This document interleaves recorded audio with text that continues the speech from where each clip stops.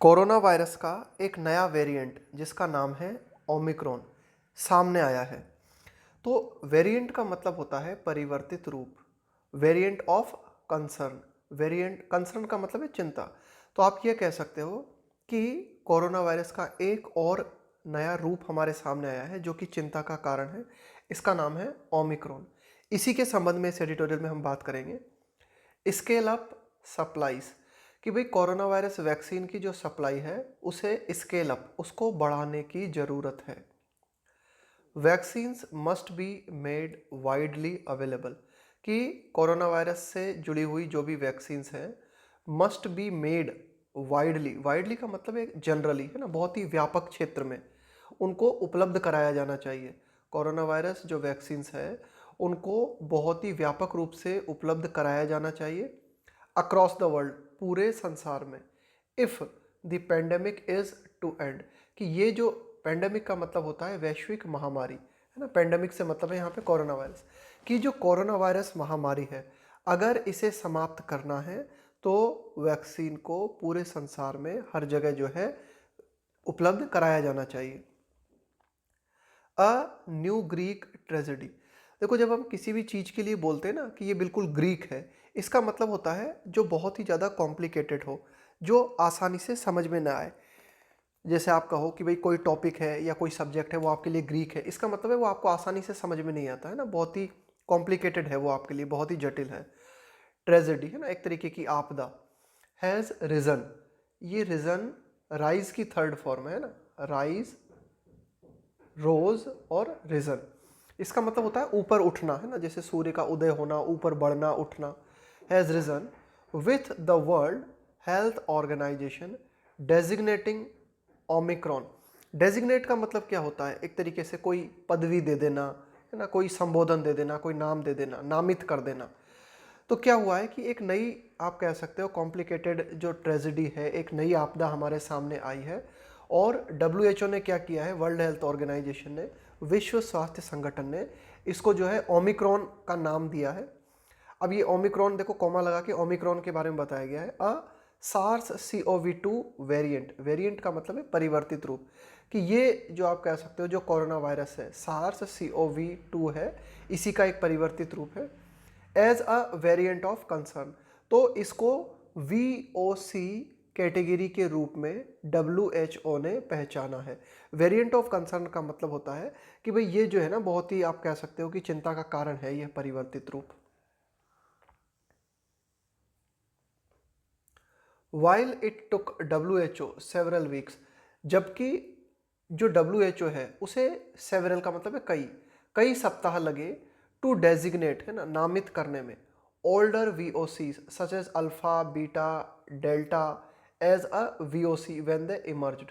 देखो इमर्ज का मतलब होता है उभर के सामने आना। तो एडिटोरियल यहाँ कहना कहना क्या कहना चाह रहा है कि भाई WHO को कई सप्ताह लगे ये नामित करने में कि भाई पहले भी तो हमारे सामने VOC आए थे कई तरह के, जैसे अल्फ़ा है, बीटा है, डेल्टा है। ये क्या है, ये कोरोना वायरस के वेरिएंट्स थे। तो इनको VOC के रूप में डेजिग्नेट करने में WHO को काफ़ी टाइम लगा। व्हेन दे इमर्ज, कि भाई जब ये उभर के सामने आए थे हमारे सामने, तो काफ़ी देर बाद इनको WHO के द्वारा VOC के अंतर्गत रखा गया। लेकिन in the case of Omicron, लेकिन अगर हम ओमिक्रॉन के संदर्भ में बात करें, which was first confirmed in Botswana. अब ओमिक्रॉन का पहला केस जो है कन्फर्म कहाँ देखने को मिला हमें, पहले केस की पुष्टि कहाँ पे हुई, बोत्सवाना में। It moved without even waiting for reports, तो WHO ने क्या किया, यहाँ पे मूव का मतलब है कदम उठाना, without even waiting for reports, कि ओमिक्रॉन से संबंधित जो भी केसेस थे इनकी रिपोर्ट्स का इंतजार किए बिना, even waiting for reports on the variants increased likelihood. देखो लाइकलीहुड का मतलब होता है संभावना किसी भी चीज़ के बारे में ना, increase likelihood to cause disease and, कि भाई ये जो नया वेरिएंट सामने आया है इसकी कितनी संभावना है कि यह, आप कह सकते हो कि कोरोना वायरस को फैला सकता है। इससे संबंधित जो रिपोर्ट्स हैं उन रिपोर्ट्स की बिना परवाह किए तुरंत इसे WHO ने क्या किया, VOC कैटेगरी में डाल दिया। And whether it is denting, और इस बात की भी परवाह किए बिना कि क्या, वेदर कि क्या इट इज़ डेंटिंग, डेंट का मतलब है यहाँ पे नुकसान पहुँचाना, the normal public health response, कि भाई आप कह सकते हो कि जो सामान्य हमारा स्वास्थ्य सिस्टम है उसकी क्या प्रतिक्रिया है, हमारा जो सामान्य स्वास्थ्य सिस्टम है क्या उसे ये नया परिवर्तित रूप नुकसान पहुंचा रहा है। तो इन सब बात की परवाह किए बिना WHO ने बड़ी जल्दी कदम उठाया और इस ओमिक्रॉन को VOC के अंतर्गत रख दिया। Omicron has now been confirmed in South Africa, Botswana, the UK, Germany, Italy and travelers into the Netherlands and Israel। अब देखो कि जो ओमिक्रॉन है हैज़ नाउ बीन कन्फर्म्ड, कि ओमिक्रॉन की अब तक जो है पुष्टि हो गई है। कहाँ पर? साउथ अफ्रीका में, बोत्सवाना में, यूके में, जर्मनी में, इटली में। इसके अलावा अन्य जो ट्रैवलर्स हैं जो कि नीदरलैंड्स में या इजराइल में है, तो इन सब जगहों पर ओमिक्रॉन की पुष्टि हुई है।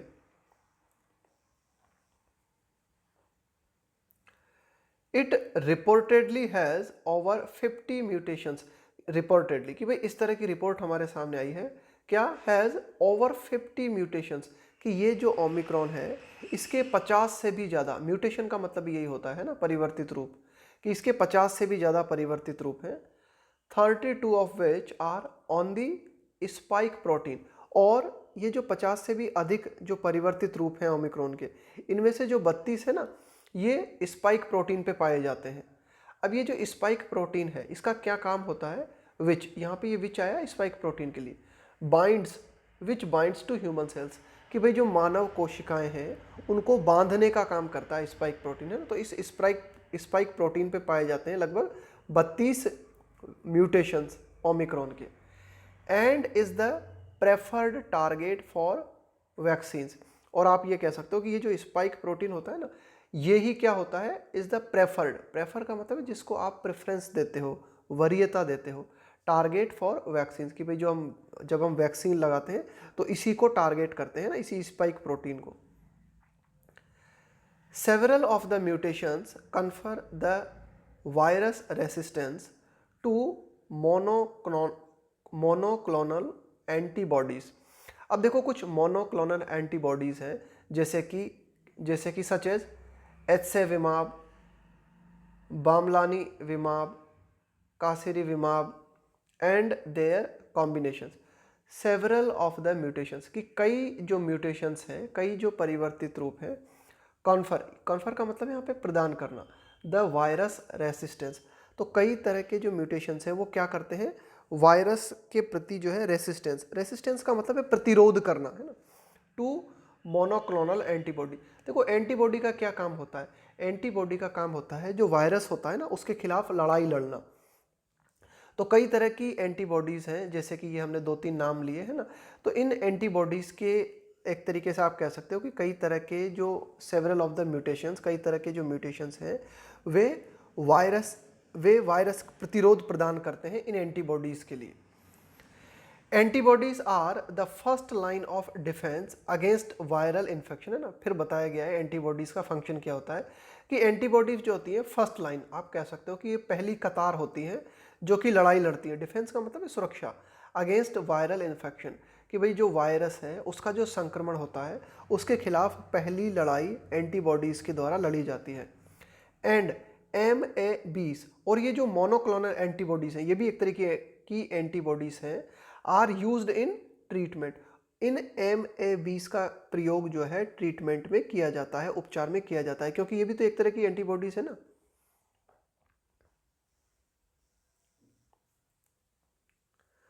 हावेवर इट इज़ इम्पोर्टेंट, हालांकि यह बात महत्वपूर्ण है, क्या? टू एम्फेसाइज का मतलब होता है किसी बात पर जोर देना, that every single mutation does not independently increase.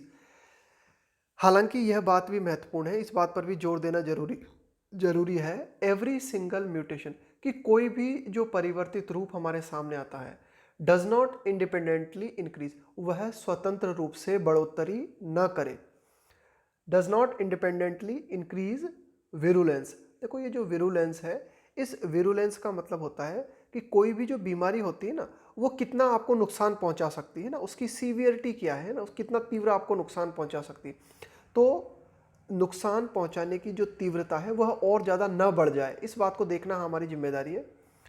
And combinations of them might sometimes temper, और ये जो कई तरह के जो म्यूटेशंस हमारे सामने आते हैं वायरस के, उनके जो कॉम्बिनेशंस होते हैं, ऑफ देम माइट, माइट यहाँ पे है संभावना के लिए, चांसेस, समटाइम्स टेम्पर, टेम्पर का मतलब होता है कम करना, एंड समटाइम्स एग्रावेट, एग्रावेट का मतलब होता है और ज़्यादा बढ़ा देना। जैसे कोई बीमारी है ना, एक तो है बीमारी को कम करना, है ना, उसके लक्षणों को कम करना, एक है बीमारी को और ज़्यादा बढ़ा देना, and sometimes aggravate virus properties. तो यही एडिटोरियल कहना चाह रहा है कि भाई ये जो म्यूटेशंस के कई रूप हमारे सामने आते हैं, इनके कॉम्बिनेशंस जो होते हैं वे कई बार तो बीमारी को कम करते हैं और कई बार उसको बढ़ा भी देते हैं। तो यही एडिटोरियल कहना चाह रहा है कि भाई ये ध्यान रखना जरूरी है कि ये इनके जो म्यूटेशंस हैं ये स्वतंत्र रूप से जो है विरुलेंस को और ज़्यादा ना बढ़ा देना। तो विरुलेंस का मतलब ध्यान में रखना कि भाई कोई भी जो बीमारी होती है उसका वो जो नुकसान पहुंचाती है ना, तो उसकी तीव्रता है ना, कि भाई कितना ज़्यादा वो नुकसान आपको पहुंचा सकती है ना, कितना ज़्यादा उसमें विषैलापन है, कितना ज़्यादा आपको वो घातक हो सकती है आपके लिए। The virus has been detected in comparable numbers only in South Africa's Gauteng province. The virus has been detected, कि भाई इस वायरस का, डिटेक्ट का मतलब है पता लगना, कि इस वायरस का जो है पता लगाया गया है ना, हमारे सामने डिटेक्ट हुआ है, कहाँ पर, इन कंपेरेबल नंबर्स, है ना, तुलनात्मक संख्या में, कहाँ पर, only in South Africa's Gauteng province, कि भाई साउथ अफ्रीका का जो गौतेंग प्रांत है उसी क्षेत्र में ज़्यादातर ओमिक्रॉन के केसेस सामने आए हैं।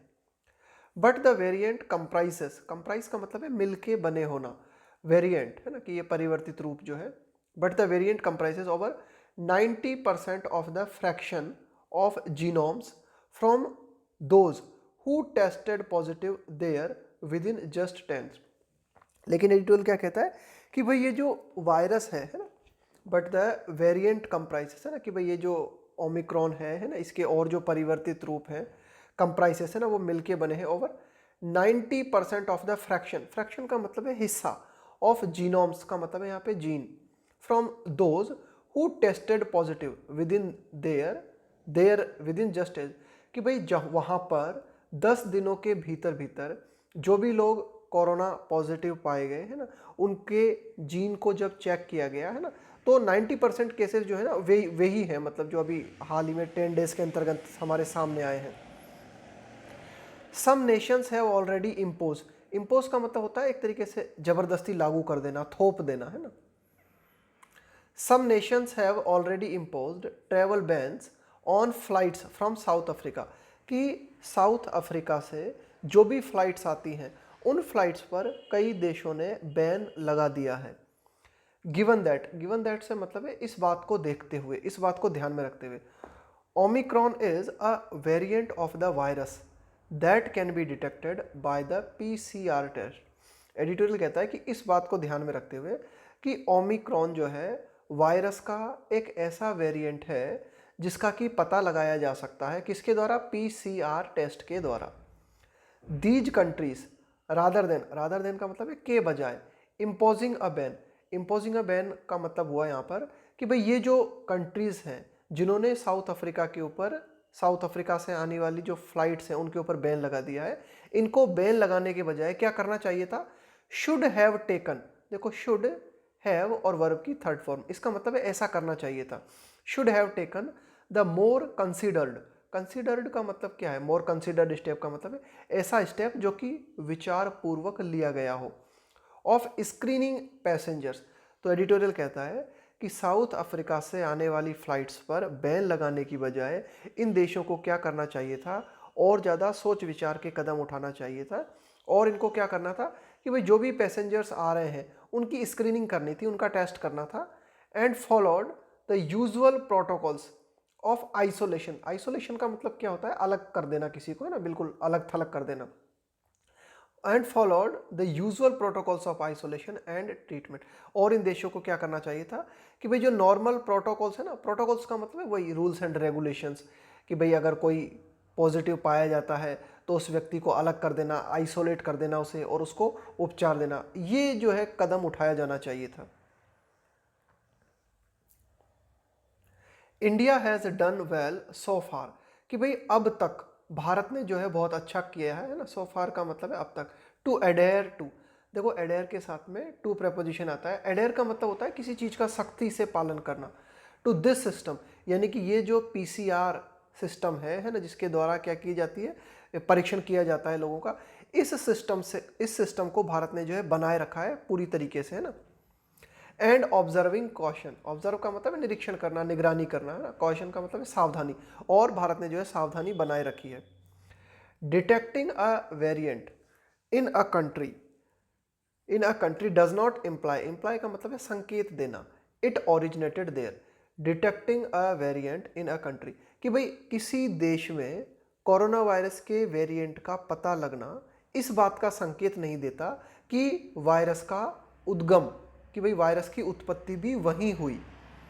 Travel bans punish south Africa for its transparency, transparency का मतलब है पारदर्शिता, कि जो ट्रेवल बैन साउथ अफ्रीका के ऊपर लगा दिए गए हैं, इसका मतलब ये हुआ कि भाई साउथ अफ्रीका को जो है दंड दिया गया है पारदर्शिता के लिए। And fort and fourth rightness, देखो फोर्थ राइटनेस का मतलब होता है स्पष्टवादिता, बिल्कुल ईमानदारी से साफ साफ कह देना। इन अलर्टिंग, है ना, अलर्ट का मतलब है किसी को बिल्कुल एकदम अलर्ट कर देना, चेता देना किसी को।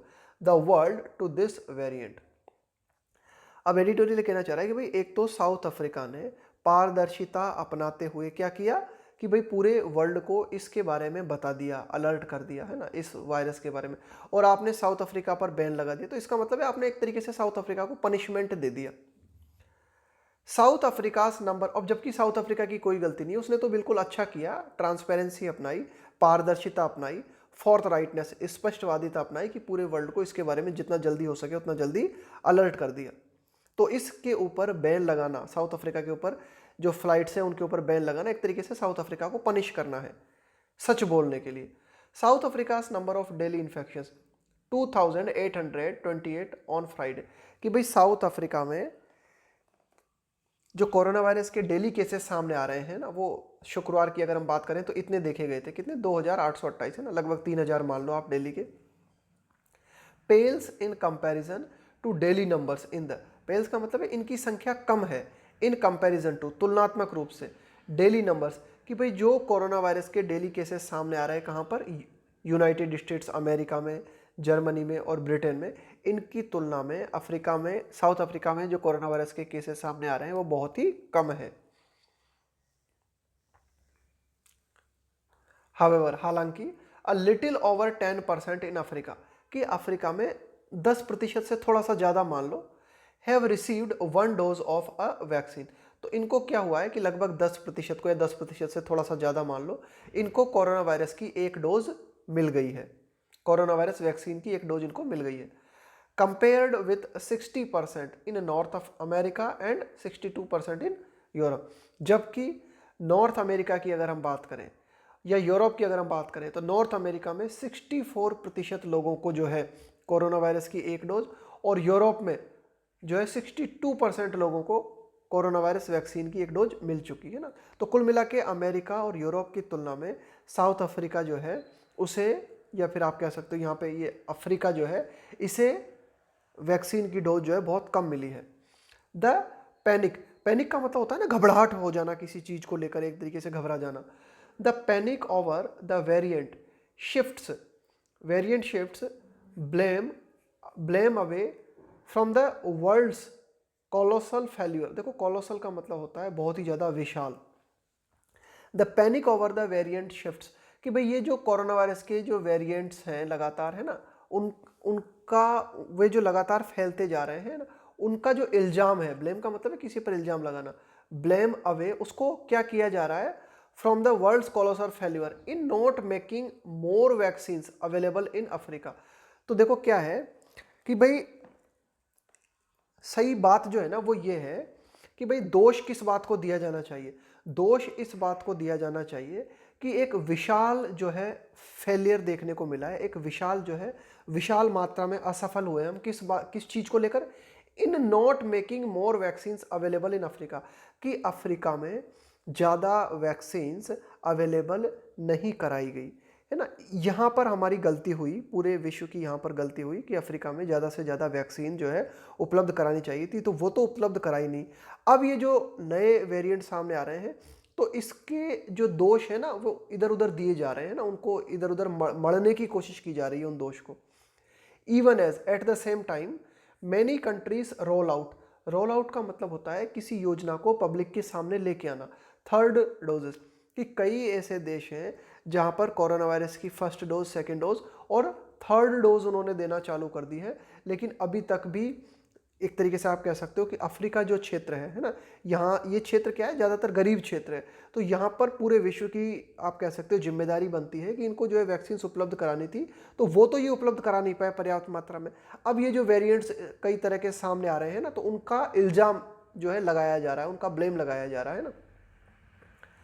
फ्रॉम डे वन, पहले दिन से अगर हम बात करें, the science was clear cut that the pandemic can not end unless the whole world is protected. कि पहले दिन से विज्ञान को यह बात बिल्कुल क्लियर थी कि ये जो वैश्विक महामारी है इसको समाप्त नहीं किया जा सकता। कब तक? The whole world is protected, जब तक कि पूरे विश्व को प्रोटेक्ट नहीं किया जाता। यानी कि पूरे विश्व को प्रोटेक्ट नहीं किया जाता, पूरे विश्व को अगर नहीं बचाया जाता तो हम इस महामारी को एंड नहीं कर सकते। ये बात साइंस को पहले दिन से क्लियर थी। India must scale up supplies to COVAX, कि भारत की जो कोवैक्स वैक्सीन है इसकी जो सप्लाई है उसको स्केल अप, उसको भारत को और ज़्यादा इंक्रीज करना चाहिए। द इंटरनेशनल कंसोर्टियम, देखो कंसोर्टियम का मतलब होता है एसोसिएशन। सीकिंग टू, सीक का मतलब होता है चाहना किसी बात को। Seeking to vaccinate countries with limited access, access का मतलब है पहुंच, कि भाई कई सारे ऐसे देश हैं जिनकी पहुंच में वैक्सीन नहीं है, यानी कि वैक्सीन जिनकी पहुंच में बहुत कम है। तो कुल मिला के डिटेल क्या कहना चाह रहा है कि एक तो भारत जो है उसे कोवैक्स की सप्लाई को बढ़ाना चाहिए। इसके अलावा जो अंतर्राष्ट्रीय समुदाय है जो कि वैक्सीन को बढ़ाना चाह रहा है उन देशों तक जहां लिमिटेड सप्लाई हो पा रही है, एज वेल एज कोएक्स। देखो कोएक्स का मतलब होता है रिझाना किसी को, है ना, किसी को राजी करना। तो भारत को क्या करना चाहिए? एक तो अपनी वैक्सीन की सप्लाई जो है उसको बढ़ाना चाहिए, और भारत को क्या करना चाहिए? कन्विंस करना चाहिए, रिझाना चाहिए अन्य देशों को with surplus stocks to do so. Surplus का मतलब है अधिकता में होना, स्टॉक का मतलब है भंडार, कि भाई अन्य देश जिनके पास में कोरोना वायरस वैक्सीन जो है वह अधिक मात्रा में है, तो वह भी क्या करे, उन देशों तक वैक्सीन को पहुंचाएं जहां उपलब्ध नहीं हो पा रही है ना। ऐसा करने के लिए, टू डू सो, ऐसा करने के लिए भारत को अन्य देशों को क्या करना चाहिए? कोएक्स करना चाहिए, रिझाना चाहिए या फिर कन्विंस करना चाहिए।